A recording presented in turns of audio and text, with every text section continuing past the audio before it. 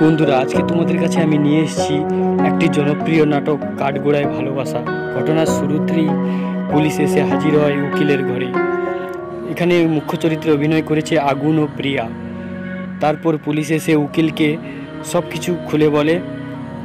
এরপরই উকিল ও পুলিশ দুজনেই হসপিটালে গিয়ে দেখে তার মা ও বাবা আগুনের পাশে বসে আছে। আগুনের মর্মাহত অবস্থা দেখতেই পাচ্ছ তোমরা বন্ধুরা। তো এরপর আগুনের জ্ঞান ফিরে আসায় আগুন সব কথা পুলিশকে উকিলকে খুলে বলে। তো তারা অবাক হয়ে যায়, কারণ তারা জানতো এই ঘটনার পেছনে অন্য কিছু রহস্য লুকিয়ে আছে। কিন্তু আগুন যেহেতু মুখ খুলে ফেলেছে প্রিয়ার কথা, আর এই কথাটা বলতে বলতেই সে চুপ হয়ে যায়। এরপর ডাক্তার যখন তাকে চেক করে দেখে তার আর সেন্স নেই, সে পৃথিবী থেকে চলে গেছে। এরপর পুলিশ উকিল যায় সেই মেয়েদের ঘরে, প্রিয়ার ঘরে গিয়ে তার বাড়ির লোকজনকে সবাইকে তুলে নিয়ে আসে।